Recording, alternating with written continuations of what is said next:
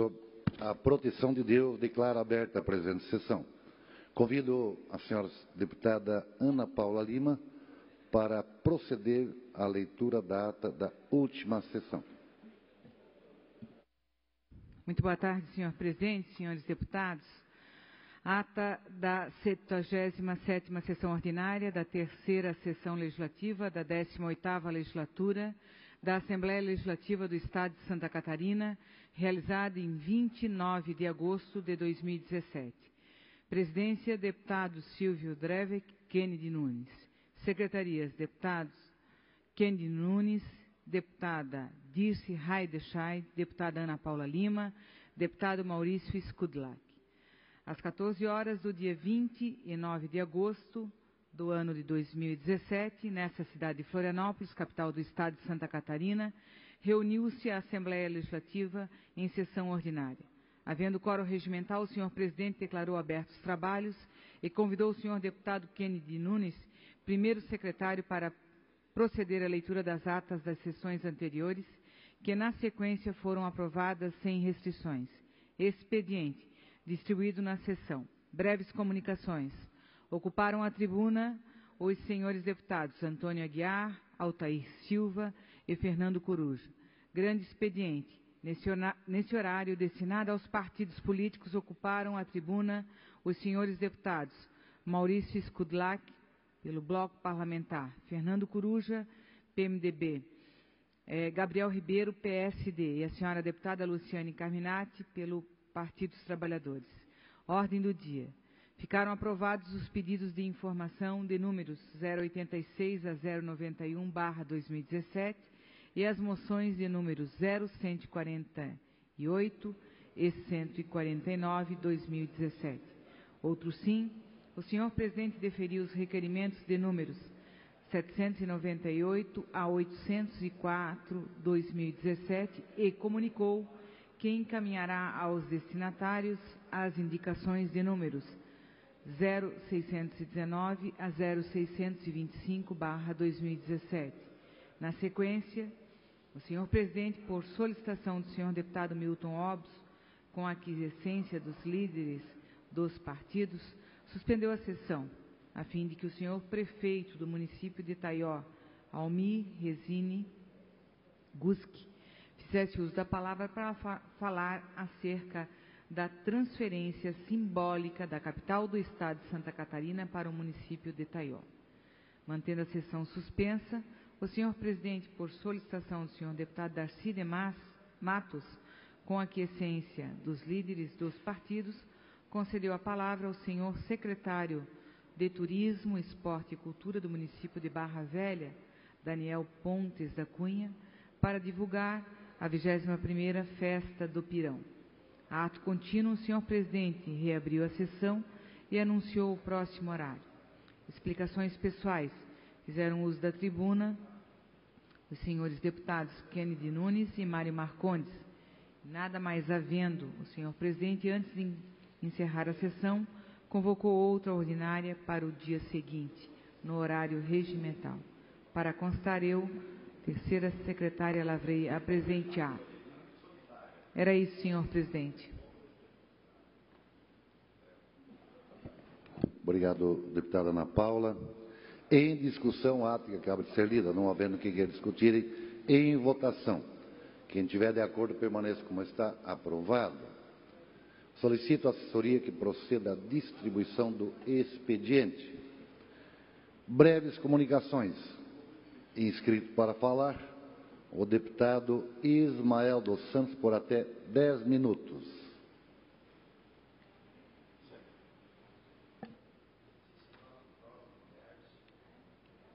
Senhor presidente, senhora deputada, senhores deputados, aqueles que nos assistem nesta tarde, nos acompanhem pela TV Legislativa, pela Rádio Alesc, quero comentar aqui meu amigo vereador Israel Rabelo, de Sara, está aí estreando na vida pública, sucesso na caminhada, seja bem-vindo a esta casa, comento também prefeito Daniel de São João Batista, que está conosco, o vereador Omar de Balneário Camboriú, que também está na casa, satisfação recebê-los nesta tarde.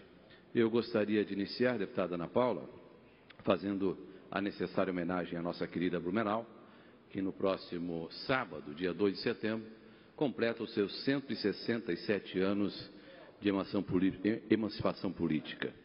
Deputado Nazário, uma história bastante rica, quando 17 imigrantes comandados, capitaneados pelo Dr. Blumenau, graças à amizade que tinha com Dom Pedro II, conquistou aquela área imensa no Vale do Itajaí. De fato, ia desde a Foz do Itajaí até o Otacílio Costa, aí, o município de Blumenau, fazia fronteira lá com o Planalto. E são 167 anos de uma atuação brilhante dos nossos pioneiros, que fizeram de Blumenau uma cidade pujante, hoje polo na área de TDI, mas por muito tempo o eixo fabril no sul do país, na área de exportação. Enfim, nossos parabéns a todos aqueles que construíram essa história e aqueles que adotaram Blumenau como sua cidade.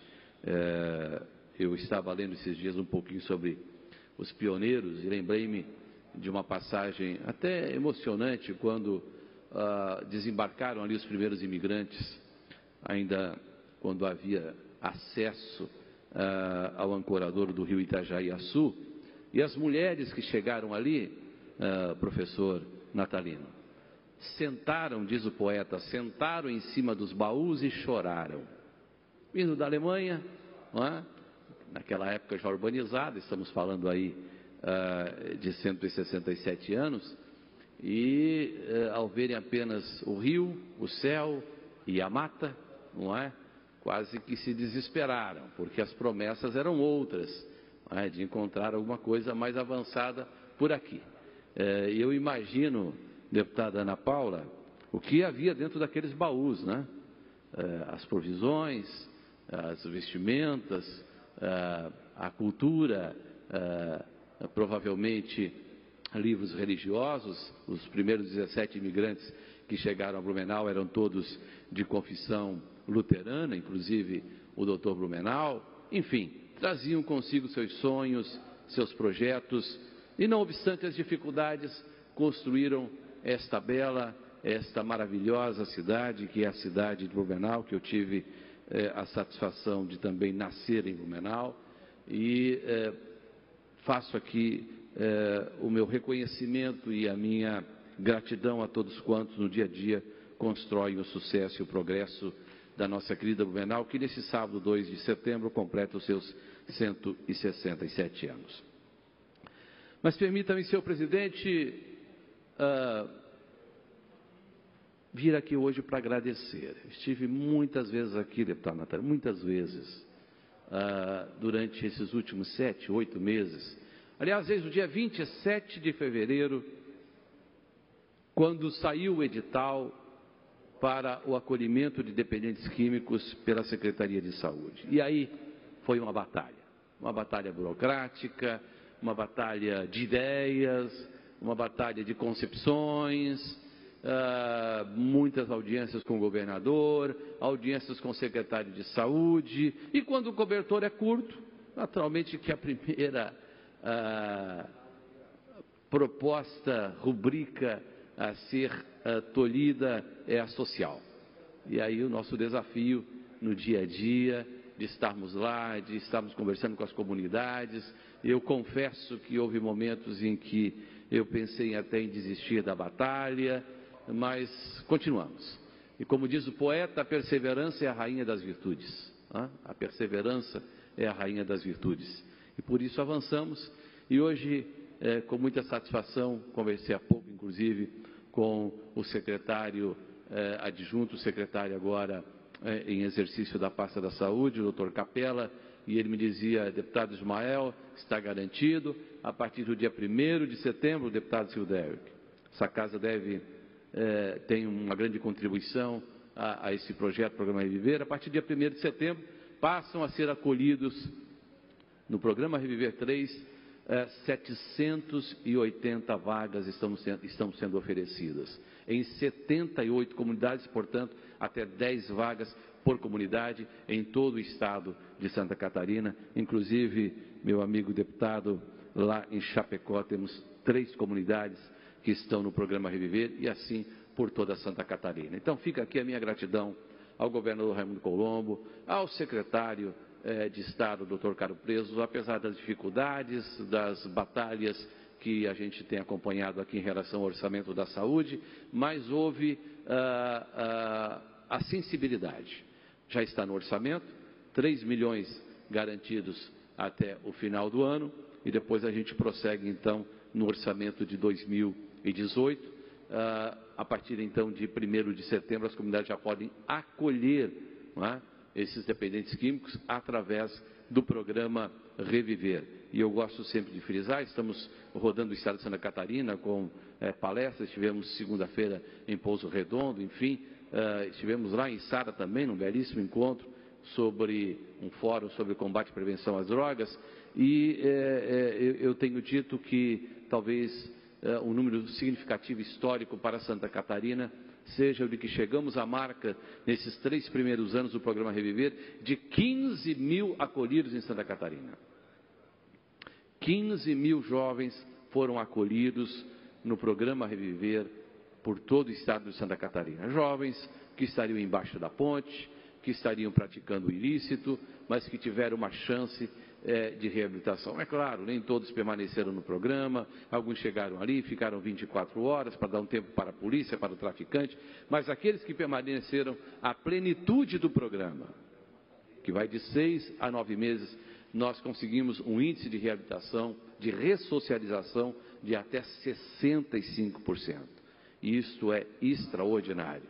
Portanto, minha gratidão em especial ao governador Raimundo Colombo pela sensibilidade, mesmo com pareceres contrários de algumas correntes do governo, de manter a proposta, de manter o projeto e de, junto conosco, hastear essa bandeira aqui com o Parlamento, com a nossa Comissão de Combate e Prevenção às Drogas. Eu quero agradecer a todos os componentes da comissão, de continuarmos sustentando este mote e hasteando essa bandeira de uma Santa Catarina sem drogas. Muito obrigado, senhor presidente. Vamos à batalha na perspectiva de que vale a pena a perseverança, a rainha das virtudes. Obrigado. Na sequência, inscrito para falar, o deputado César Valduga, por até 10 minutos.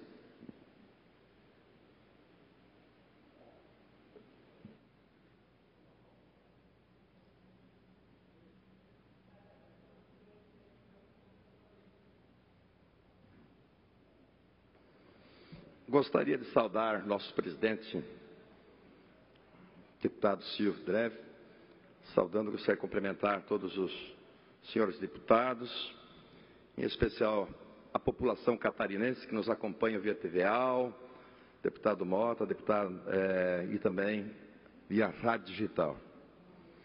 Senhor presidente, gostaria, neste momento, de tratar, nesta tarde, dos graves problemas que as universidades brasileiras têm apresentado com cortes orçamentários que poderão inviabilizar o seu funcionamento.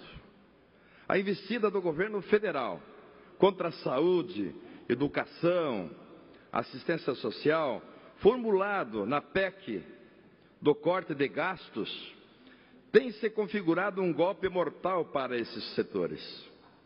Este plenário se manifestou energeticamente na sessão de ontem sobre os cortes de gastos na saúde, o corte de vagas e o indicativo de fechamento de hospitais.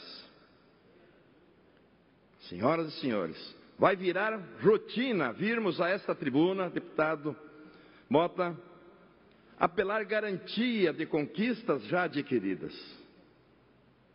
Para garantir o pagamento dos juros, da dívida, o governo Temer comete um verdadeiro crime contra nosso povo brasileiro e catarinense. O alinhamento do governo federal com o liberalismo, com o financismo selvagem, marchará o próximo período com o sangue de nossos idosos, crianças, povo que precisa de saúde e padecerá nas filas sem atendimento. Sobre as universidades públicas, recai uma devastadora investida com o claro propósito de inviabilizar a gratuidade do ensino superior, elemento principal do processo de democratização do acesso à formação profissional superior. O ataque não é apenas ao orçamento dessas instituições, um levante do capital contra o serviço público acessível a toda a população, mas numa arquitetura de desmonte da política de educação pública, ciência, tecnologia e inovação em nosso país. Os recentes cortes em bolsas de pesquisa do CNPq, em programas de acesso de estudantes de baixa renda a cursos em instituições privadas, é um indicativo de que a educação pública e as políticas de cotas e de acesso entraram na lista de inimigos deste governo com bases a serem destruídas. Deputado Natalino, o orçamento para as universidades federais caiu pela metade. Entre 2014 e 2017, ao mesmo tempo que o contingenciamento para pagar juros da dívida e as isenções para o setor empresarial só aumentaram. Da mesma forma, na saúde, a política orçamentária não seguiu a mesma lógica com que o governo federal trata bancos, especuladores e grandes conglomerados empresariais. O CNPq cortou 45% das bolsas de nossos pesquisadores, responsáveis pelo desenvolvimento de tecnologia e inovação. Cortar investimento nessa área, deputado Padre Pedro, é sinalizar qual o projeto de país que Temer e seus aliados querem para o Brasil. Uma nação subjugada e dependente de tecnologia e financeiramente, onde que não podemos compactuar com isso. No caso das universidades federais, quase 70% delas tiveram cortes significativos entre janeiro e junho deste ano, inclusive as duas nossas universidades federais do estado de Santa Catarina. Temer contingenciou 4,6 bilhões de reais das contas do Ministério da Educação, ao mesmo tempo que o Conselho Administrativo de Recursos Fiscais, o CARF, perdoou 25 bilhões de reais em impostos do Banco Itaú, que só o ano passado teve lucro de 21 bilhões de reais, e do Santander que ganhou perdão de 335 milhões de reais. Senhoras e senhores, me digam, se esse governo não escolheu o seu lado, não há responsabilidade ou compromisso algum com o povo brasileiro, com a saúde, educação e melhoria da qualidade de vida de nossa gente, por parte do governo federal.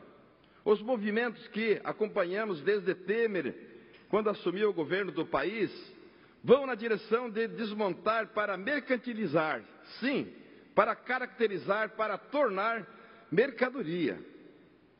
Quem tem dinheiro paga, quem não tem fica a ver navios. É isso que vem acontecendo. E já havíamos iniciado a superação desta fase. Ocorre que esse governo cria um problema para vender a solução. Na saúde, não se importa com pessoas morrendo nas filas ou com hospitais fechando as portas, pois seu grande projeto é acabar com o SUS e abrir para o mercado a venda dos planos de saúde populares. Entende a saúde pública como um grande vilão de mercado. Essa é a concepção do governo Temer. Na educação, conduzem nossas universidades à inviabilidade, deputada Ana Paula Lima, ao sucateamento absoluto, ao ponto que muitas precisarão fechar cursos em primeiro momento, mas no ritmo impresso por Temer, que logo não poderão mais funcionar gratuitamente. Querem que as universidades públicas sejam privatizadas, que se encerre todo e qualquer processo de democratização do ensino superior. Nós, nesta Casa de Leis, temos grandes responsabilidades nesse processo. Sabemos que temos poder de pressão para reverter esse quadro que aí está. Precisamos tomar uma decisão e proponho chamar nossos reitores das universidades federais e também dos institutos federais para uma reunião de trabalho, um debate franco e sincero, onde esta casa possa demonstrar sua preocupação e pensar soluções conjuntas, caminhos para evitar esse sério impacto em nosso Estado. Tivemos avanços relativos na última década e não podemos retroagir. Precisamos nos levantar e desenvolver ações conjuntas e coordenadas para barrar esse desmonte que afetará todas as instituições de ensino público superior e de sobremaneira o nosso desenvolvimento futuro. Devemos estar dispostos a ser mais uma voz em defesa de garantir o acesso e a permanência com qualidade na educação pública superior.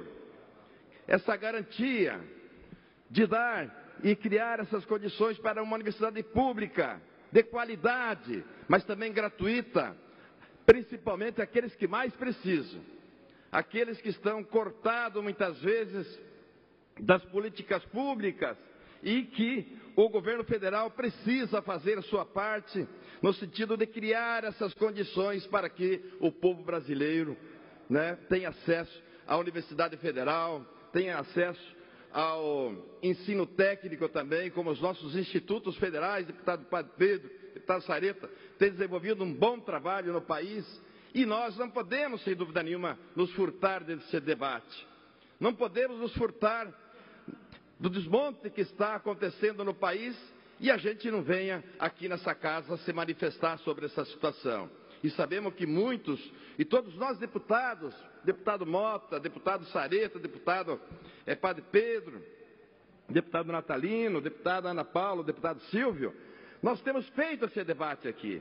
Todos nós queremos que o povo brasileiro tenha acesso a uma educação pública, gratuita e de qualidade. Porque senão nós vamos ter que voltar àquele tempo onde que o agricultor tem lá seus 5 filhos, ia um apenas ter acesso a uma universidade para poder estudar fora, e os demais tinham que produzir lá na roça para poder dar ensino para aquele que ia para a cidade para poder estudar. E a gente já conhece essa história. E nós não podemos mais reviver aqueles momentos passados onde que as pessoas, onde que os estudantes, os jovens, não tinham acesso às universidades. Por isso, a nossa vontade, deputado Mota, é de uma forma conjunta aqui, de esquecermos aqui nesse momento as nossas letrinhas, mas acima de tudo olharmos para o povo brasileiro, para o povo catarinense que quer ter o acesso a uma universidade pública, gratuita e de qualidade nas federais. Obrigado, senhor presidente. Obrigado, deputado César Valduga. Na sequência, inscrita para falar, a deputada Ana Paula Lima, por até 10 minutos. Muito obrigada, senhor presidente. Cumprimento os colegas parlamentares, também quem nos acompanha pela TVAL e pela Rádio Alesc, e as pessoas que nos dão um prazer de acompanhar pessoalmente essa sessão ordinária nessa Casa de Leis. Deputado César Valduga, aqui realmente muito preocupada com a questão da universidade, mas, senhor presidente, senhores deputados, estou muito preocupada com o nosso país, com as pessoas, deputado Manuel Mota. Nós estamos vivendo e retrocedendo na história na época do colonialismo. As perdas que o povo brasileiro estão tendo significativamente a todo momento. Em 2 anos, eu nunca vi uma população tão entristecida, uma população tão doente, uma população tão deprimida, sem saber o que fazer.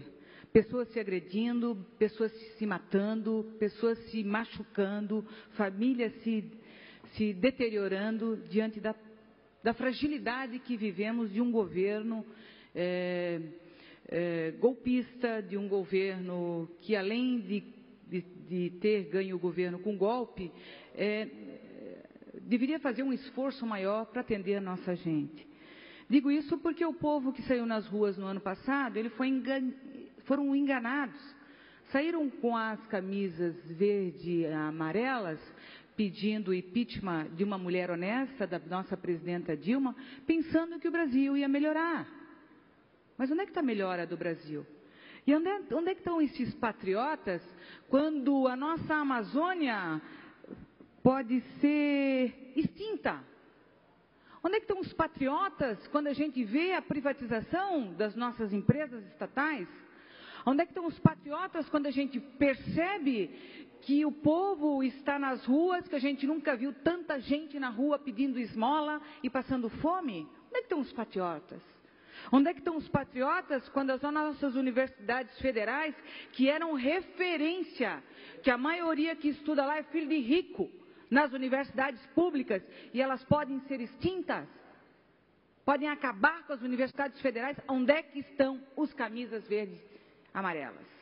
Quando a gente vê que essa quadrilha que está governando o nosso país não tem fim diante de tantas denúncias, mas parece que não acontece nada com eles. Onde é que está esse povo que saiu nas ruas no ano passado para querer o impeachment de uma mulher honesta? De um Brasil que estava caminhando para a sua soberania, de um Brasil que era reconhecido pelo mundo, diante de todas as atividades de um governo realizador. Porque um governo tem que ser para as pessoas, senão não precisa governo. E que tem que ser um governo para as pessoas que mais necessitam. Onde é que estão as pessoas que queriam que não aumentasse a gasolina e esse ano aumentou não sei quantas vezes a gasolina, aumentou o gás de cozinha, aumentou o óleo diesel e as pessoas estão inertes, estão deprimidas, estão envergonhadas, estão querendo uma solução para esse país. Onde é que estão essas pessoas que confiaram no judiciário e o judiciário também permanece inerte diante de tantas denúncias? Essa é a nossa preocupação. Privatizar as nossas empresas, fechar as nossas universidades, 20 anos, senhores deputados, 20 anos sem investimentos na área da educação, da saúde e da assistência. Esse presidente aprovou essa PEC. Se está difícil a saúde no estado de Santa Catarina, vai ficar pior, porque não vem mais recursos.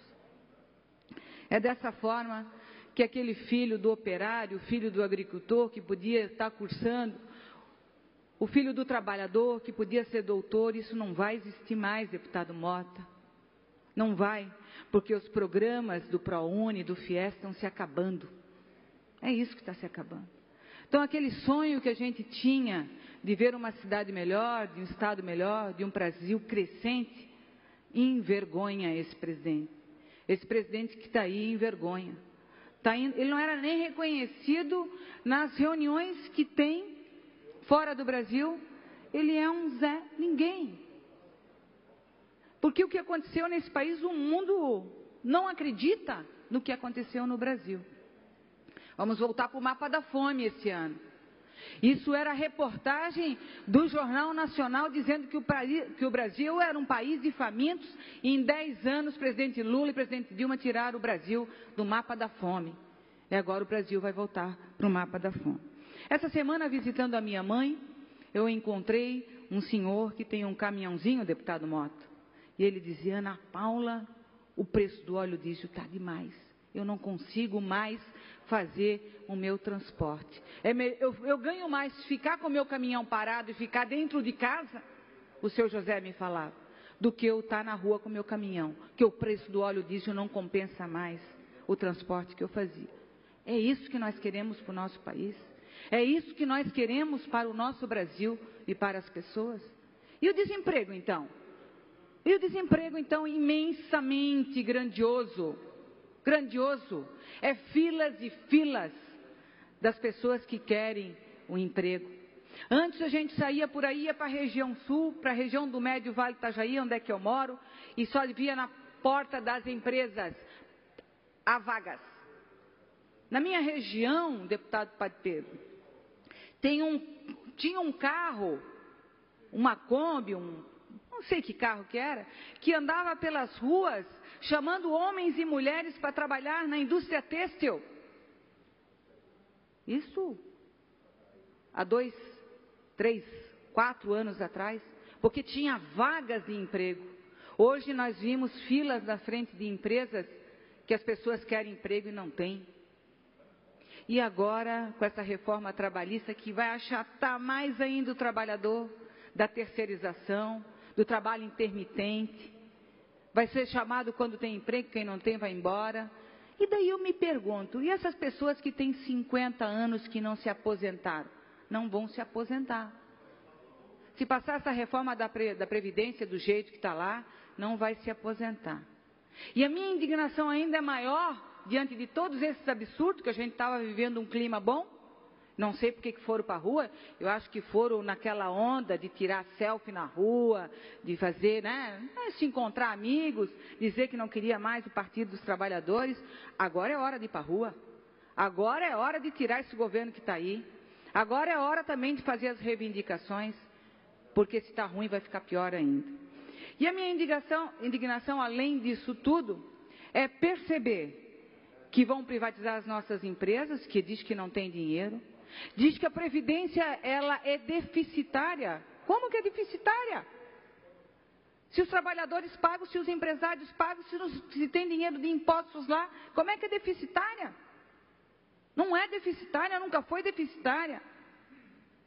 Não é deficitária a Previdência. Abre essas contas, mostra para o povo que não é deficitária, faz um bom debate, não vem para o debate. E daí diz que é deficitária, mas, senhores parlamentares e as pessoas que estão nos acompanhando, o que dizer do perdão das dívidas de quase 500 bilhões para o Banco Itaú e para o Banco Santander? Por que perdoam dos banqueiros e achata o coitado do trabalhador? É essa a indignação. Por isso que os patriotas, os camisas verde e amarela, que eu também tenho uma, porque eu torço pelo nosso país, mas naquele momento não é. Naquele momento não é. Nós vamos viver um período muito difícil no nosso país. Vamos viver, e infelizmente, esse governo que está no nosso Brasil nos envergonha e não está trabalhando para o nosso povo. Agora querem acabar com o Sistema Único de Saúde, 20 anos sem investimentos. Vejam as filas, olha os nossos hospitais fechando, olha os atendimentos que não podem ser realizados. É um governo diferenciado, é um governo para quem tem dinheiro, para quem tem poder, não é governo para o pobre. Governo para o pobre não é esse. Governo para o pobre e para todos os brasileiros era aquele que estava lá, dando uma equacionada no nosso país.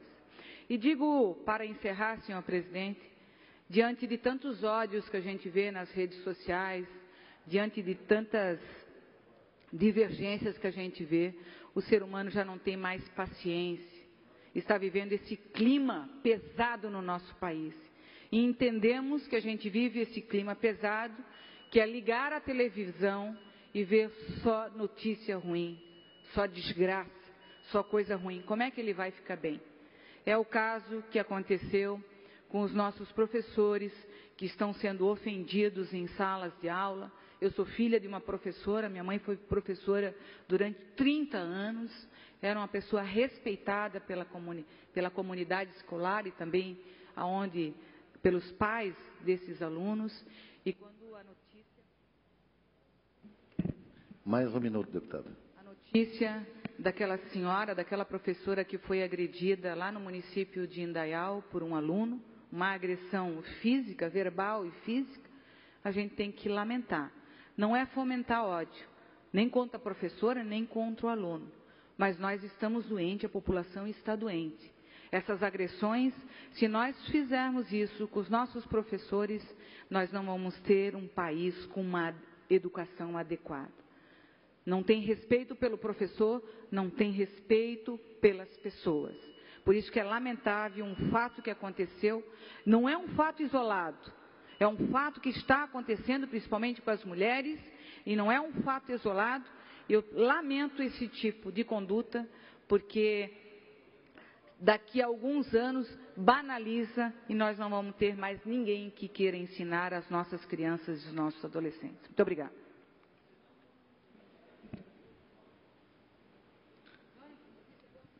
inscrito para falar?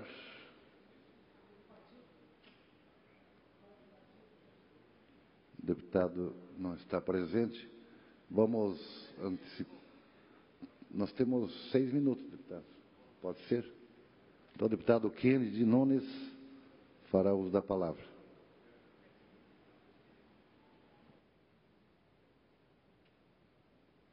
Senhores deputados, deputada que está aqui presente também, ao público que nos acompanha pela rádio digital, pela TVA, eu venho aqui, senhor presidente, eu tenho alguma coisa que eu preciso colocar aqui em relação a uma informação que eu recebi há pouco, que me deixou chocado. Um vídeo que eu recebi no meu telefone, deputado Natalino Lázaro. Estou ainda chocado, né? É de 2 rapazes do PGC que estão forçando 2 rapazes do PCC a cavar a própria sepultura. E eles cavam, os 2 deitam na sepultura, ali no buraco, na cova, e os rapazes descarregam uma arma sobre eles, matam os 2 que cavaram a própria sepultura e jogam gasolina em cima e ateiam fogo.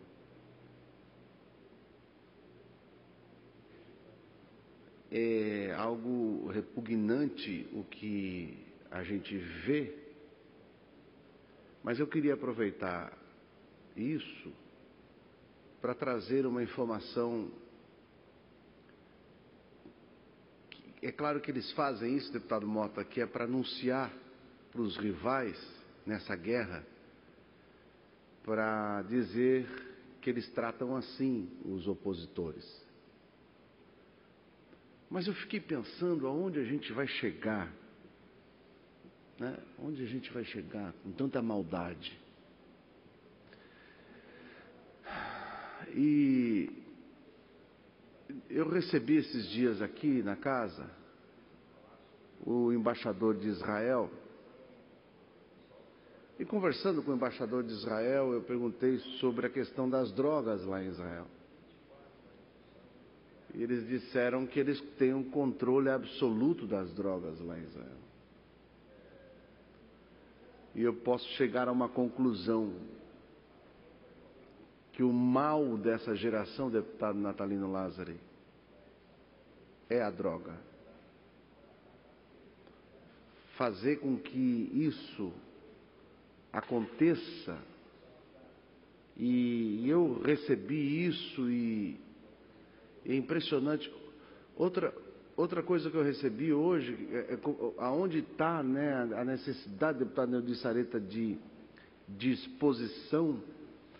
Eu recebi hoje uma postagem de um Facebook de um rapaz lá de Joinville, que ele postava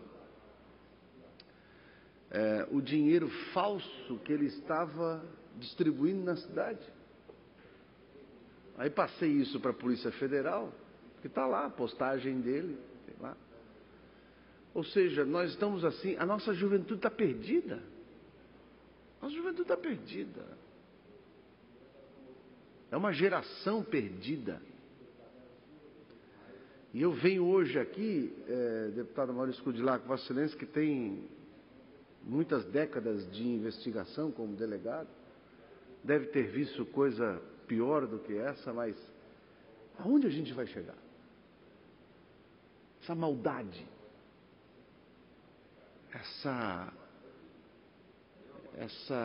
sei lá, parece que estamos anestesiados. E o que me preocupa é igual a gente passa quando a gente está muito acostumado na estrada, a gente passa e vê um acidente, e pode ver um corpo estirado ali pelo chão, e a gente diz mais um, a gente vai se acostumando. O meu problema, meu medo é a gente ir se acostumando com essa violência, e daqui a pouco um vídeo desse não trazer mais nenhuma reação de indignação nossa. Porque se há uma coisa que o ser humano chega ao limite é quando ele perde a razão de se indignar. Então, eu trago isso para que nós possamos pensar sobre esse assunto. Onde vamos chegar? Atearam fogo, pelo menos a informação que eu recebi, na delegacia de Tijucas. E não é só porque... Não, a gente não tem que aqui só cobrar do governo do Estado com relação à segurança, porque a nossa Constituição diz que a segurança é de dever e direito do cidadão. Dever e direito. Primeiro vem o dever, depois o direito. Mas só queria compartilhar com vocês mesmo esse momento, sabe, Deluana? É um negócio que a gente sabe quando vê assim. Eu sou jornalista, né? Já vimos tantas coisas, mas quando tu é impactado por uma cena tão anti-humana, uma barbaridade, parece que aquilo dali a gente só via nos filmes e está acontecendo aqui. Está acontecendo aqui. Isso, senhor presidente, é muito preocupante. Acho que são esses temas que temos que trazer para discutir aqui, em vez de ficar tentando discutir o sexo dos anjos que está acontecendo lá em Brasília. Eu acho que a gente tem que tratar esses temas aqui, temas que dizem respeito ao nosso dia a dia. Muito obrigado, senhor presidente. Obrigado, deputado Kennedy Nunes. Encerrado o horário destinado agora, ou melhor, encerrou-se as breves comunicações e adentramos ao horário destinado aos partidos políticos. O primeiro partido a se manifestar, deputado Kennedy, é o PSD, Vossa Excelência abdica, acabaste de falar. O próximo é o Bloco Parlamentar Progressista, Partido da República e Partido Social Brasileiro. Deputado Maurício de Lá, que usará o tempo de 13 minutos. Obrigado, senhor presidente, senhores deputados, público que nos acompanha. Acho que foi falado pelo deputado Kennedy aí realmente causa indignação. Hoje nós vivemos um momento social, moral, criminal totalmente diferenciado, sem qualquer respeito pela vida humana. E, infelizmente, nós temos que ter o endurecimento das leis e o cumprimento das leis. Ninguém acredita mais em leis nesse país. O marginal sabe que se ele matar, se ele assaltar, acha que vai ficar impune, que não vai ser identificado. Se for identificado, que nem vai ficar muito tempo preso, que não vai ser condenado. Condenado cumpre 1/6 da pena, já vai para a rua. Então, a culpa é de quem fez essa legislação, de quem está aplicando isso, né? Precisa mais presídio, precisa sim. É bonito falar em educação, mas a educação tem que começar e vai a longo prazo. É ter resultado daqui 15, 20 anos, começar a ter resultado, se colocar um sistema de educação mais rígido. Hoje o pai não pode chamar a atenção do filho, porque vai ser enquadrado no Estatuto da Criança e do Adolescente. Se o professor chamar a atenção, também vai ser denunciado. Então, o pai que não educou, daí quando o professor tenta corrigir, aquele mesmo pai vai denunciar o professor que está tentando salvar aquele filho. Então, é um problema muito grave que nós vivemos. Hoje, verificamos aí pela mídia prisão de desembargador, de ex-desembargador. O povo vê que está tudo corroído nesse país. A classe política está mal, mas não é só a classe política. Está no judiciário, está em todos os setores aí.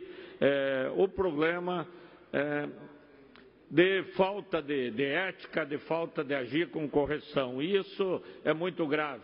Eu vi aí falar que tiraram a Dilma, que foi um golpe. Hoje eu estava lendo lá um artigo, os brasileiros preferem o Temer do que o Lula. Qual que era o mais rejeitado? O Temer tem 16 de rejeição, não queriam governando o país. O Lula tem 1% a mais. Então, o problema que está no país foi dito nessa tribuna aqui, antes de caçar a Dilma, que esse problema era muito grave, que ia longo tempo para estourar todos os desmandos, toda a bobagem e a roubalheira que foi organizada nesses últimos 13 anos de governo do PT, infelizmente. E, claro, agora as coisas estão chegando, estão no limite, tem muito mais coisa. Eu não admito que o presidente que tem um compadre em Blumenau, em vez de asfaltar 470, ele leva dinheiro para a Venezuela, ele leva dinheiro para Angola e vem querer cobrar agora. É só ir na 470 para ver aquela situação. Se tivessem roubado na obra da 470, pelo menos tinha obra. Hoje estaria apurando os desvios, a corrupção, mas de uma obra que existiria, que estaria ali, tivessem duplicado a 282, essas obras todas, aí teria feito a obra no país. Mas são bilhões no BNDES que foram retirados para obras em outros países, onde estava lá o Odebrecht para fazer a partilha da roubalheira com esses partidos. Então, não adianta, a situação está assim. Por que o povo não vai para a rua? O povo não é bobo. O povo viu a roubalheira que estava, tinha que tirar e não vai para a rua porque não tem alternativa. A alternativa que vai ter é na próxima eleição agora, e que, confesso, pelos nomes que tem aí, vai ser muito difícil, porque nenhum partido apresenta um nome mais confiável, que a população possa dizer, esse aqui vai começar a mudança que nós queremos. A população já sabe que não quer Lula, que não quer Dilma, que não quer Temer, que não quer ninguém desses aí. Então, não adianta agora, está assim porque tiraram a Dilma. Não, ia ficar pior se tirasse ela. A gente vê, talvez ela já tivesse conseguido estocar vento, que era o grande último projeto dela. Mas, né, então não dá para acreditar em políticos que vêm com essa situação. Nós temos que ter coragem de olhar na cara e dizer que estava tudo errado. E está tudo errado. E tem que mudar. Se tivessem feito as obras bilionárias que fizeram em outros países, no Brasil, deputado Mota, a 400 estava ali duplicada, a 470. Nós estaríamos apurando a corrupção, mas teria obra. O pior é que fizeram lá em outros países os acertos e as denúncias. E falei aqui porque nós comentamos sobre a política nacional. Me preocupa também a questão da saúde em Santa Catarina. Não só a saúde, deputado Dói. O sistema prisional, pelas informações que a gente tem, está com os convênios atrasados, terceirizados com pagamento atrasado, uma série de problemas e que já o governo vai ter problema. Santa Catarina, que se dizia que era uma ilha a nível do Brasil, não é. É uma ilha porque tem uma produção diversificada, tem uma economia forte, tem uma arrecadação muito forte. Em 10 anos, a arrecadação triplicou no nosso estado e nós estamos conseguindo ainda estar indo para o fundo do buraco. Eu não sei se até o ano que vem não vai atrasar salário de servidor, porque agora tem que buscar dinheiro para cobrir um rombo na saúde. Vamos ter que cobrir rombo no sistema prisional, porque os convênios estão atrasados. Tem obras para serem feitas no sistema prisional. Eu até tenho pedido informações tramitando aí, a questão do Hospital Regional de Chapecó e do Hospital Regional do Extremo Oeste. O Hospital Regional de Chapecó deve estar atendendo quase 2.000 pacientes na oncologia, quando o recomendável pela saúde é, num local de atendimento, não passar de 900 atendimentos. Chapecó está atendendo quase 2.000. São Miguel foi construído uma ala no hospital regional para atender a oncologia. Pelo que eu sei, está pronto e não está funcionando. E aí o pior, o paciente que é atendido lá de Dionísio Cerqueira, por exemplo, Campo Herê, São José do Cedro, Itapiranga, que são quase 1.000 pacientes, vem a Chapecó, tem que fazer 300 quilômetros ida e volta para o atendimento. E agora, deputada Luciana, ainda não estão recebendo os pacientes. Então, imagine o cidadão, tem que fazer 300 quilômetros para receber um tratamento de oncologia, que é um tratamento que deixa a pessoa debilitada, sofrida, e ainda o hospital não quer receber. Não é que não quer, não pode atender. Os médicos e enfermeiros estão sobrecarregados, não tem como atender. Então eu fiz um pedido de informação dessa luta nossa antiga para que se abra aquele tratamento da quimioterapia no Hospital Regional do Extremo Oeste. Sabemos que a instituição que administra o hospital também faz suas exigências, porque ela ganha para ter aquele atual encargo e não quer receber mais um encargo. Mas a população precisa e o Estado tem que ter essa responsabilidade. Eu ia ler, mas eu vi a carta feita pelo médico que foi trocado, que foi retirado de diretor do Hospital Infantil Joana de Guzmão. E ele faz um relato. Ele sentou com o corpo clínico do hospital, com o corpo médico do hospital, para relatar que eles não conseguiam mais atender os pacientes. E para não atender os pacientes, eles iriam parar as cirurgias eletivas. Mas por que parar a cirurgia eletiva? Porque está faltando medicamento. As empresas não querem mais vender para o Estado. Eles fazem a licitação para comprar medicamentos necessários, prioritários, e as empresas não se apresentam para a licitação, porque tem medo de depois não receber. Eu lembro que Santa Catarina, há não muito tempo, tinha mudado essa história.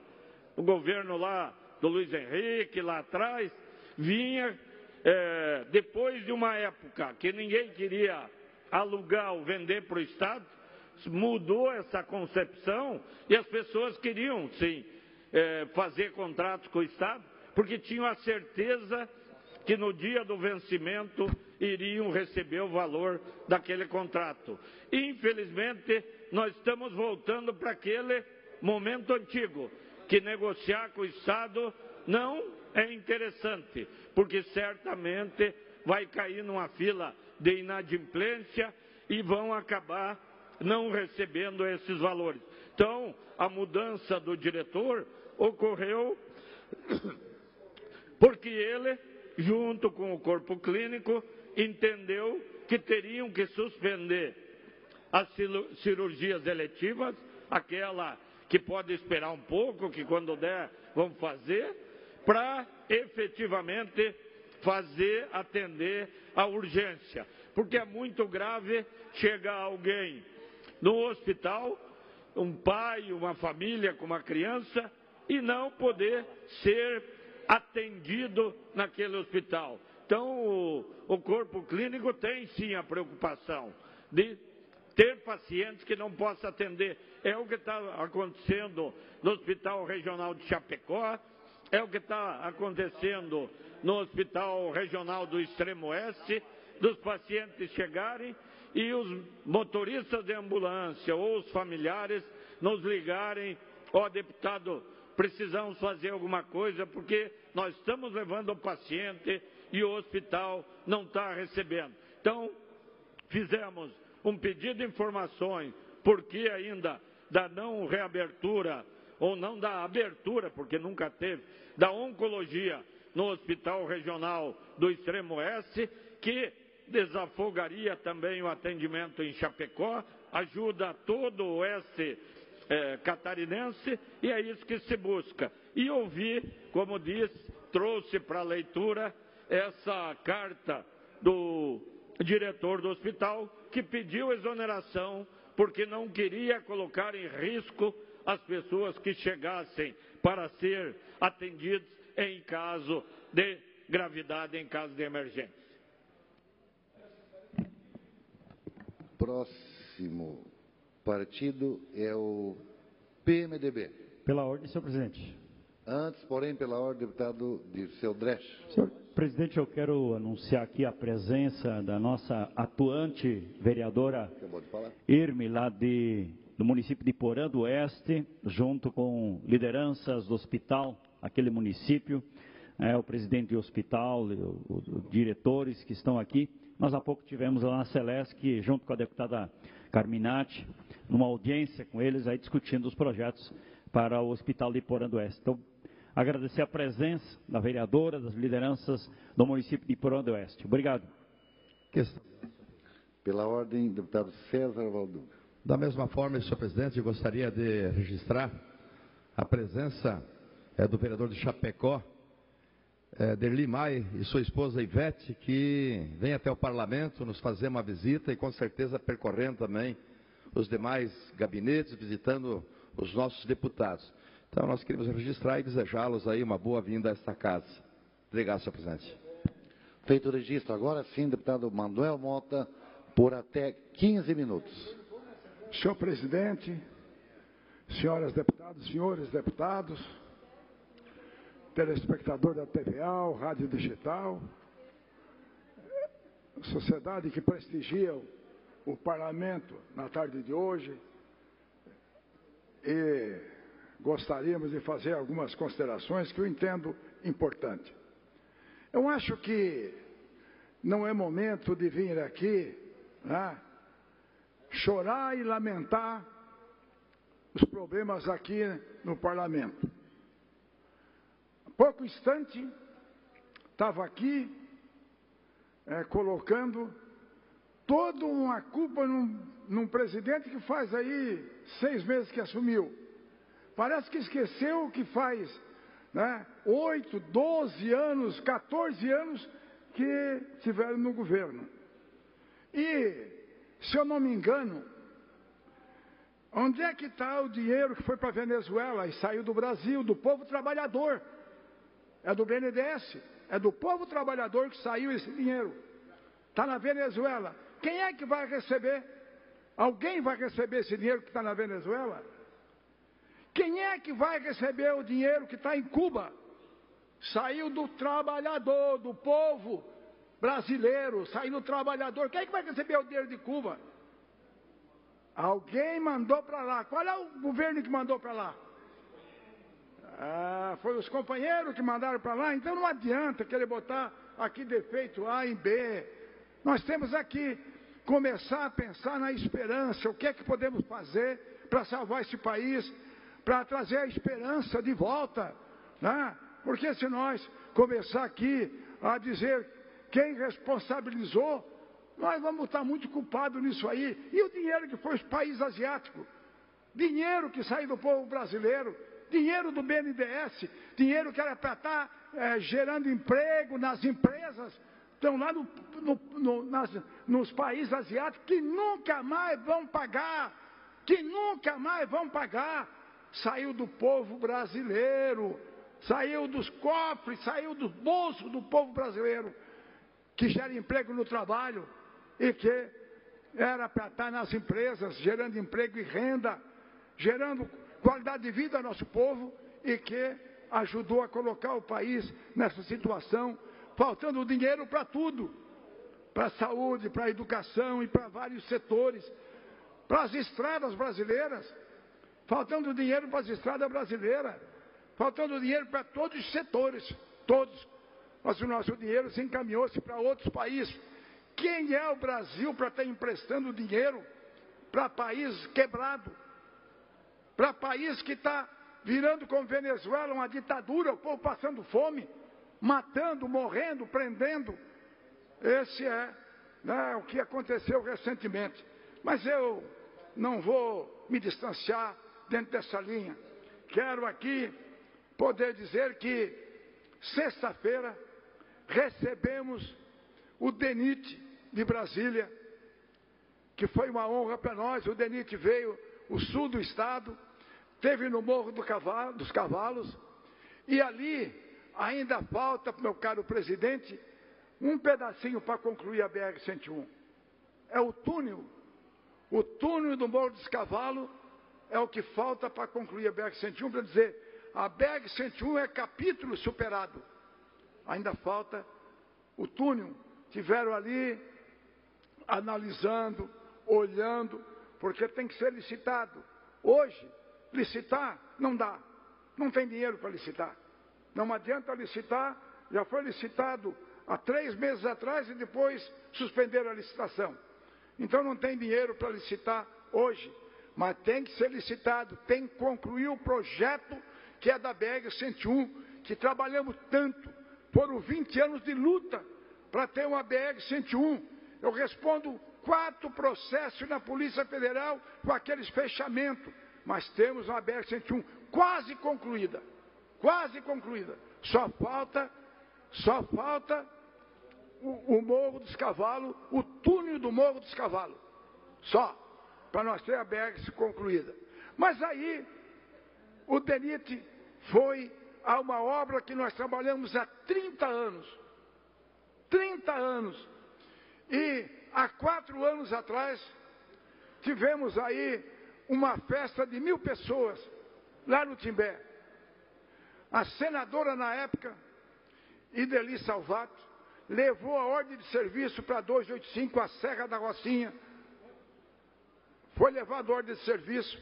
A CETEP tinha um consórcio, recebeu a ordem de serviço, comprou todos os equipamentos para fazer a serra e acabou ficando só na ordem de serviço.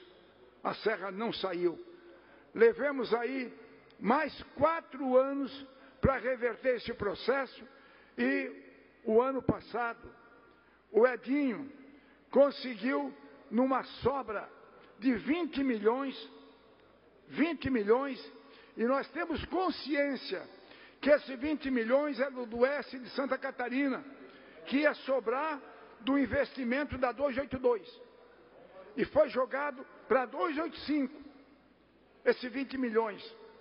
E aí iniciou a obra. A obra foi tocando aos meses atrás. Quando eu estava terminando 20 milhões, a gente reuniu com o Fórum Catarinense e o Fórum colocou 40 milhões. E 40 milhões nós vamos até o final do ano. Tem 100 máquinas trabalhando na Serra da Rocinha, que vai trazer 10 milhões de toneladas de soja do Rio Grande para Santa Catarina e para o Porto de Ibituba. Liga do Timbé, São José dos Ausentes, Bom Jesus, Vacaria, Lagoa Vermelha, Passo Fundo, Erechim, Carazinho, São Borja, Argentina. Vai ser o grande corredor para Santa Catarina. E lá, a soja daquela região fica quase 300 quilômetros mais perto, o Porto de Ibituba com o Porto do Rio Grande.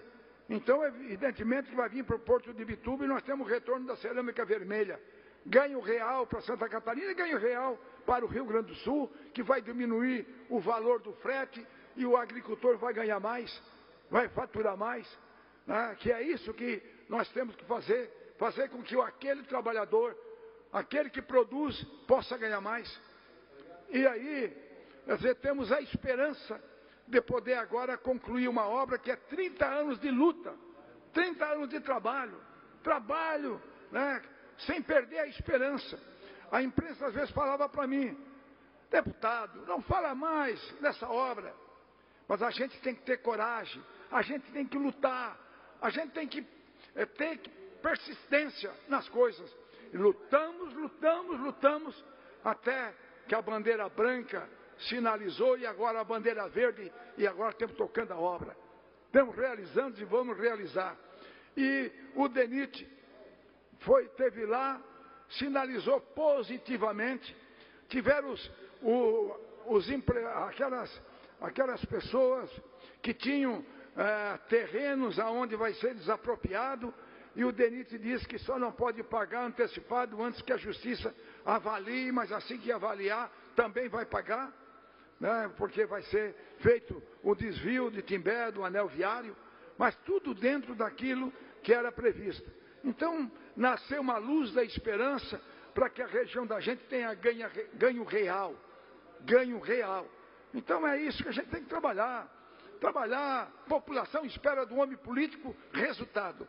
E o homem político tem que buscar resultado, senão é mais um que passou batido, que não trouxe resultado. Por isso, né, a gente tem essas esperanças acesas para poder levar para uma região, para poder trazer resultado, para fazer com que Santa Catarina prospere, a região sul muito mais, que é lá que é a nossa região.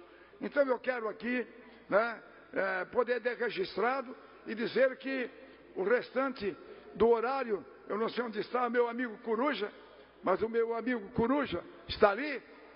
Posso ir tocando, meu amigo Coruja, mas ainda tem. E eu mandou que tocasse e eu então vou tocar. Nós temos também uma obra fundamental, além da Serra da Rocinha, que é a Serra de Praia Grande, Cidade dos Cânions, aonde Dóia tem, lá Praia Grande, o teu prefeito chegou a chorar lá em Araranguá. A Cidade dos Cânions é fundamental, aquela serra, foi feita a metade da obra, a outra metade está lá pendente, porque uma procuradora entrou na ação, porque 2 casal de perereca ia ser extinto as pererecas.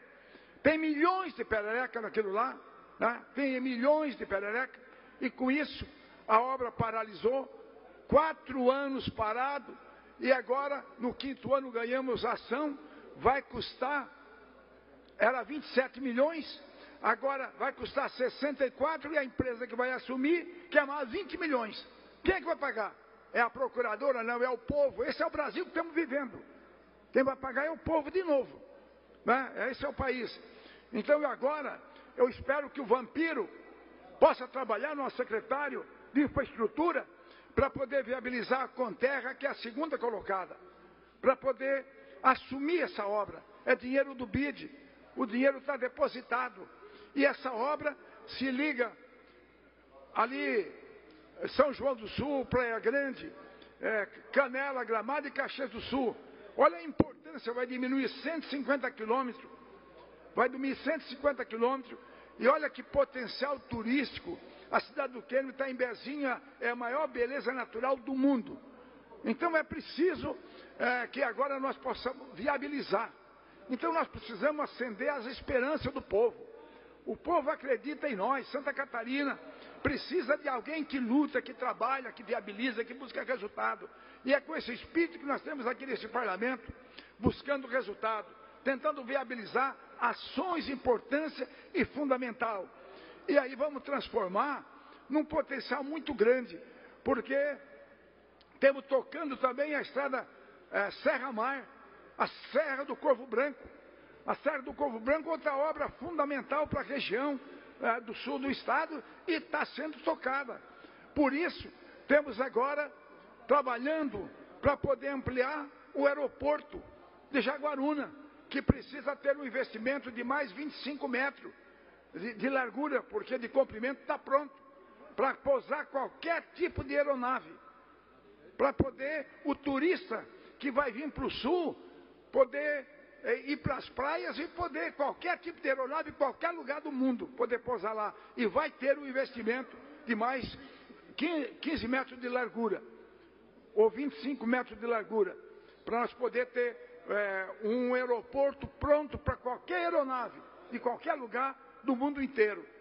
E aí nós que trabalhamos muito pelo Porto de Bituba, um grande porto, um porto que era um portinho, hoje é um porto que recebe 500 mil toneladas por mês, e que vai receber mais 30 milhões de investimento, que vai receber 10 milhões de toneladas pela Serra da Rocinha.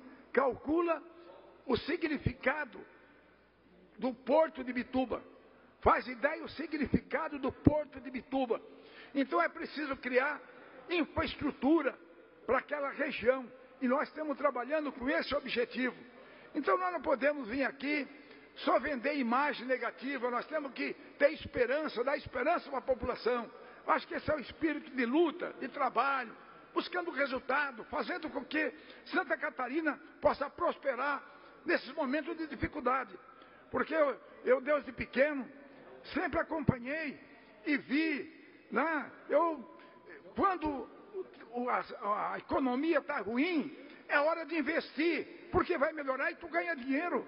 Então é preciso ter agora esperança para poder fazer com que os empresários tenham coragem de investir, né? Temos aí hoje um BRDE prontinho, preparado para poder ajudar, né? Via o resto que sobra, que não mandaram tudo, né, para fora, o dinheiro do BNDES, e o BR está aí, o BRDE, para poder ajudar os empresários, para gerar emprego e renda. Santa Catarina, os nossos empreendedores em todos os setores são de primeira qualidade, e Santa Catarina sempre soube se destacar. E nós esperamos que possamos superar com dificuldade e sair na frente dos outros estados, como nós somos o melhor estado da federação, né? Graças ao governo do estado, Raimundo Colombo e Eduardo Moreira, que mandaram o projeto arrojado e nós aprovamos. Hoje nós colocamos Santa Catarina, apesar de algumas dificuldades, mas Santa Catarina ainda é o melhor estado do país. E nós vamos aguentar trabalhando com esse objetivo, fazendo com que Santa Catarina continue um dos melhores estados do país. Obrigado, senhor presidente. Obrigado, deputado Manuel Mota. Na sequência, o PSDB. Pergunto ao deputado Serafim Venzão se o mesmo vai fazer uso da palavra ou cede ao deputado Dóia Guglielmi. Meio a meio. O tempo é pequeno, 7 minutos, mas se assim está acordado. Senhor presidente, senhoras e senhores deputados, prezados catarinenses que nos acompanham pelos nossos meios de comunicação, uma saudação muito especial ao prefeito de Tijucas, ao prefeito Eloy Manuel Rocha, amigo de muito tempo, professor e agora prefeito da cidade da vez, Tijucas. E ontem, inclusive, tivemos uma grande cerimônia, o deputado Altair Silva esteve lá representando o presidente e a Assembleia como um todo, e o doutor Rogério Souza, como da Associação Comercial, e o Luciano Spengler, da CDL, assumiram então, já são os presidentes da Associação Comercial e Industrial, e entregaram uma grande obra, a sede do empresário de Tijucas, e justamente comentávamos ali a importância que tem as pessoas que acreditam mais, que acreditam na frente. E o empresário é justamente aquele que acredita mais do que todos, que investe, que é ousado, e graças a essas iniciativas que nós temos aí o desenvolvimento, da onde subtraímos todos os recursos para a nossa boa convivência social. E volto ainda a comentar o assunto, mas antes queria saudar o vereador Zero, que para mim é 10, lá de Jaguaruna, juntamente com a delegação, com o Sebastião, a Adriana, a Maria Luísa, o seu Chico, e que vem fazer essa visita aqui ao nosso gabinete. Mas eu comecei comentando aqui a questão de Tijucas e a importância que tem o empresário para o desenvolvimento. Do produto que a indústria faz, do comércio dos seus produtos, sai os impostos cobrados de várias maneiras, e desses impostos o governo usa para promover a convivência social. Esse é o resumo. Então não há justificativa do governo querer ser dono de empresa para ele mesmo gerenciar uma empresa, para ter o lucro e dali tentar tirar o lucro social. A história demonstra que, infelizmente, quando o governo vai administrar, até por tendências normais de pessoas que vão fazer pedidos e pecados naturais do homem de atender alguns amigos, o governo acaba sendo um mau gestor empresarial. Ele precisa ter o controle social, gerir a arrecadação e dar um bom destino, dividir isso adequadamente para que as pessoas tenham qualidade de vida. E nesse sentido, cumprimento a iniciativa atual do governo federal, que pretende privatizar, passar para a iniciativa privada aquilo que as pessoas fazem melhor e podem fazer melhor, que não precisam ter a influência.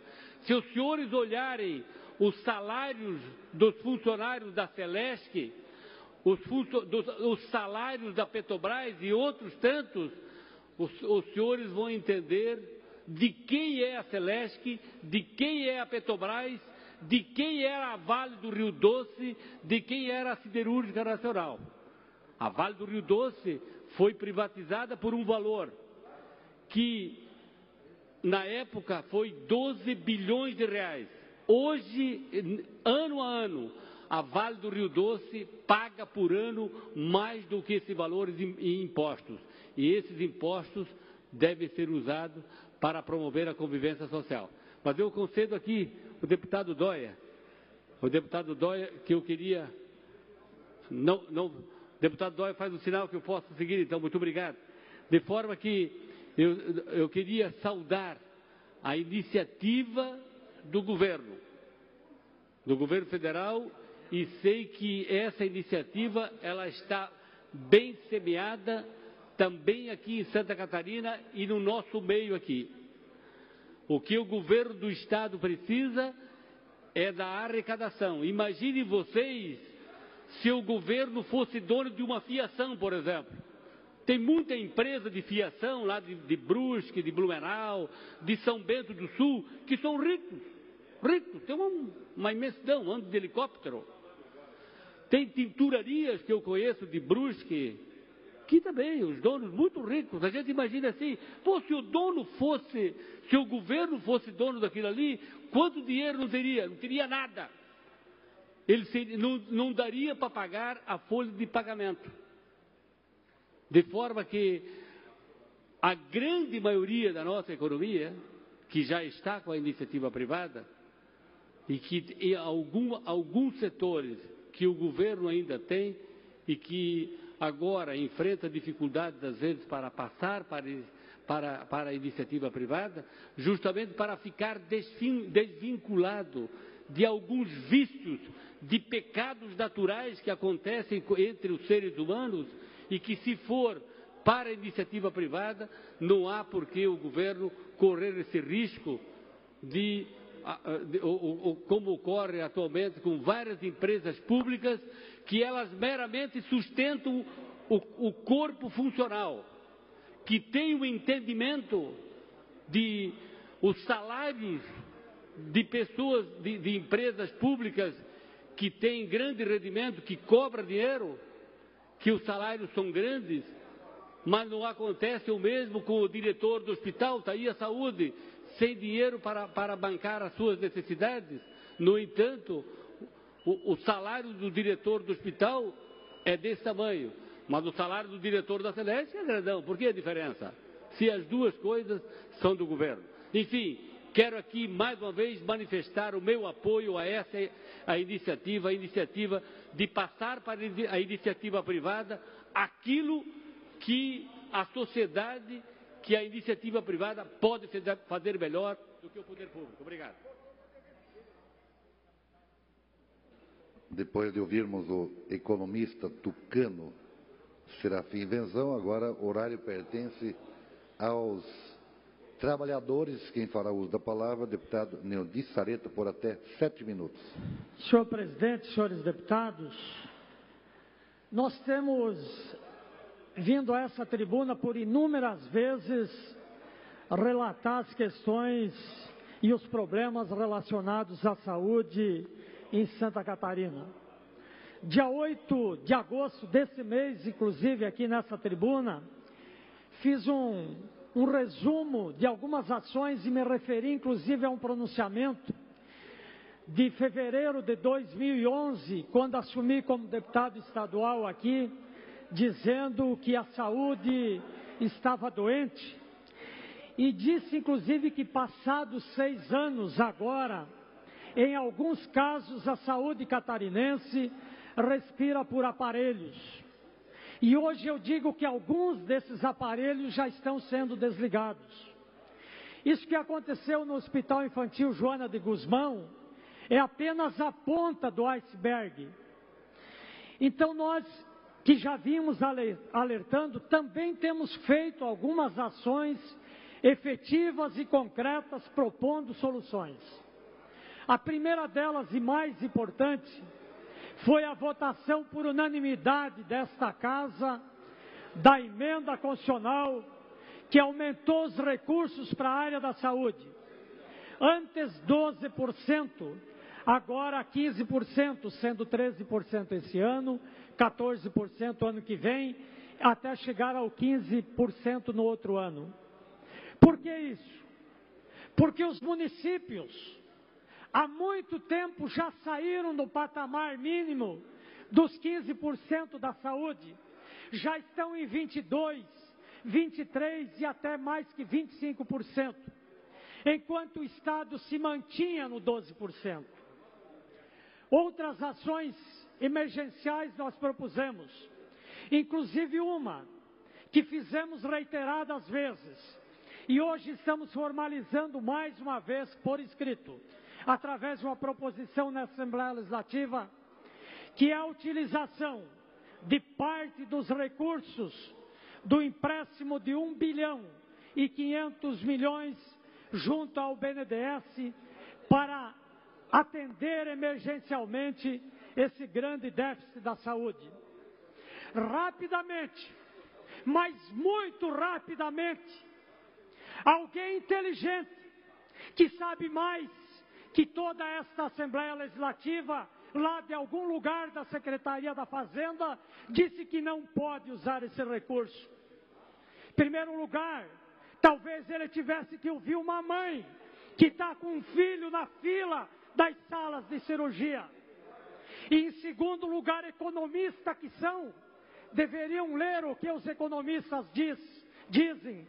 E eu trago aqui um estudo sobre essa questão, onde um renomado economista diz: é importante salientar que a regra de ouro, ele se refere a uma regra de ouro de vedações constitucionais quando se faz empréstimos, que a regra de ouro não veda a utilização de receitas oriundas de operações de crédito para a realização de despesas correntes, mas determina que o montante das operações de crédito não podem exceder o montante das despesas de capital. Portanto, desde que não exceda o montante das despesas de capital, é sim possível usar esse dinheiro para despesas correntes e, portanto, pode ser usado para a saúde parte desse recurso. Hoje de manhã, na Comissão de Saúde, nós aprovamos, por unanimidade, a convocação do senhor secretário de Estado da Saúde, que sabemos que é bem intencionado e trabalhador, mas que ele venha a esta casa para elucidar este imbróglio que está a saúde catarinense, elucidar essa questão das dívidas que estão se acumulando dia a dia, elucidar, por exemplo, por que um paciente operado com a cirurgia não está recebendo a bolsa de colostomia, porque, por exemplo, está faltando fio para fazer uma cirurgia de quem está na fila de cirurgia. E, inclusive, também vou formalizar, ainda hoje nesta casa, pedido de informação sobre a questão dos recursos relacionados a esta proposta que fiz de utilização de parte desse empréstimo para a saúde. E com isso, nós queremos ajudar a encontrar uma alternativa que venha resolver essa questão emergencial da área da saúde. Por fim, senhor presidente, nós gostaríamos de dizer que ou desse empréstimo ou de outras fontes, e nós sabemos que não é fácil arrumar dinheiro, mas que ou de uma forma ou de outra possa ser alocado um dinheiro extra, porque só com o orçamento atual a Secretaria de Estado, deputado Nilson, não vai conseguir fazer frente aos 700 milhões de reais que diz o secretário que tem de dívida e atender às emergências que estão por aí. Portanto, senhor presidente, essa casa tem procurado fazer o seu papel. A Comissão de Saúde tem feito o seu papel. Audiências públicas têm sido realizadas. Propostas têm sido apresentadas. Agora nós queremos abertura por parte também do governo para que a gente possa discutir essas alternativas para a saúde dos catarinenses. Muito obrigado. Na sequência, PCdoB, por 5 minutos. Com a palavra, o deputado César Valduga, líder do Partido Comunista Brasileiro, ou melhor, do Brasil, né?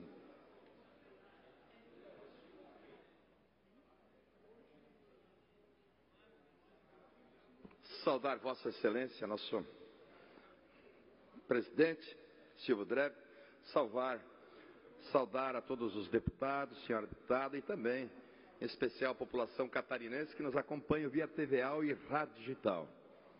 Aqueles que nos acompanham aqui também no plenário. E, senhor presidente, venho ocupar esse horário destinado ao meu partido, PCdoB, a um problema que tem afligido milhares de famílias de nosso país, que é a questão do desemprego. Pesquisa do jornal Valor Econômico, divulgada ontem, mostrou que no segundo trimestre desse ano, em 15,2 milhões de reais de lares do país, não havia ninguém gerando renda, deputado Altair, a partir do próprio trabalho.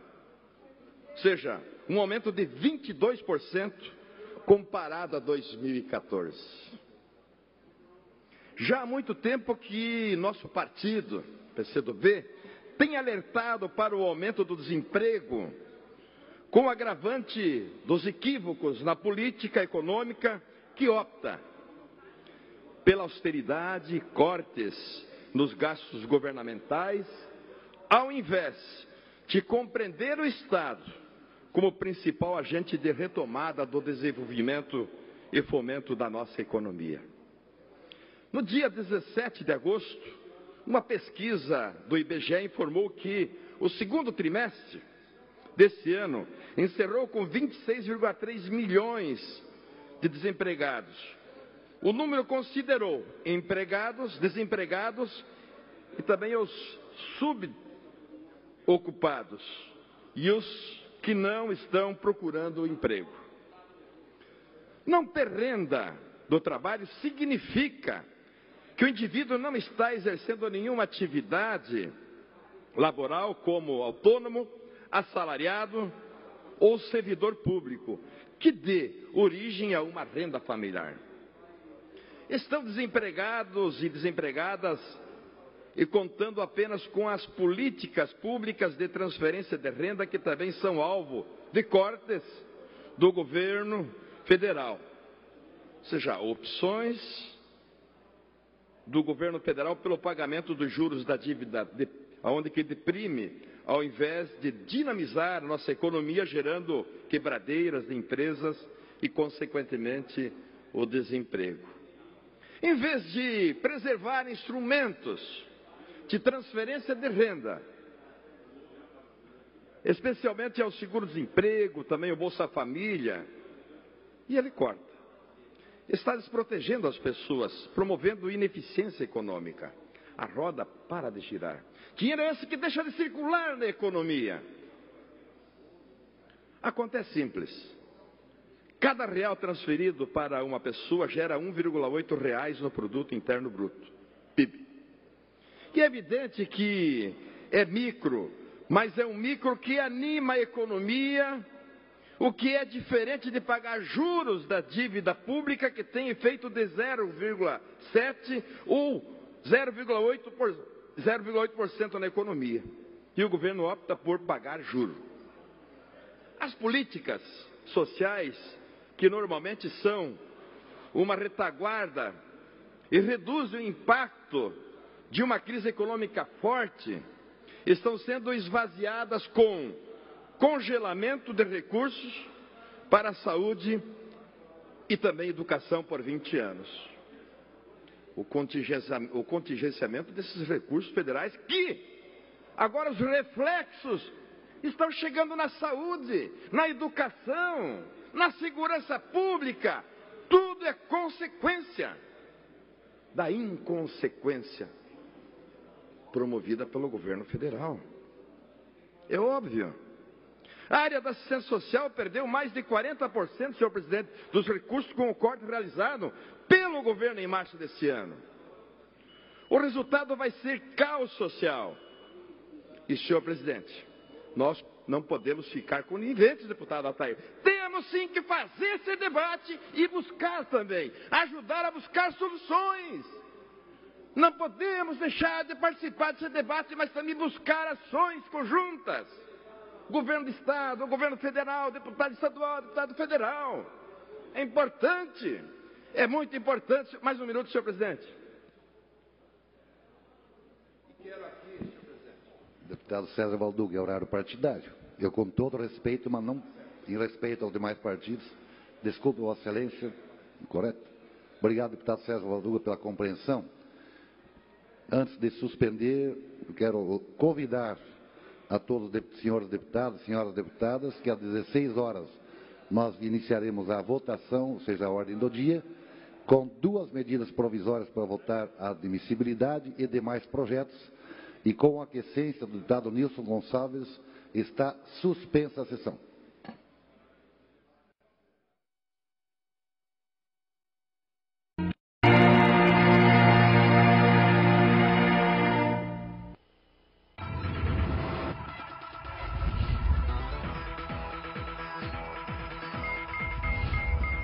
Legislatura é o nome dado ao período correspondente ao mandato parlamentar, que começa em 1º de fevereiro do primeiro ano e termina em 31 de janeiro do 4º ano de mandato.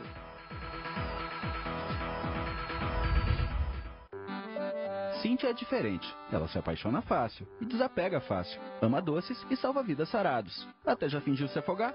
Cíntia odeia quando Miguel come de boca aberta. Miguel é o marido e o Augusto é o filho. Ela é uma mãe diferente, mas sabe ser bem igual. Vai trocar de roupa, não brinca com fogo, come. Cíntia é diferente. Pensando bem, todo mundo é. Daí uma coisa que nos torna iguais. Todos somos iguais porque somos diferentes. Uma campanha da Assembleia Legislativa de Santa Catarina. Opa, tudo bem? Desculpa estar incomodando, só queria te dizer que eu admiro muito o que você faz. Mas eu? Posso tirar uma foto contigo? Tá.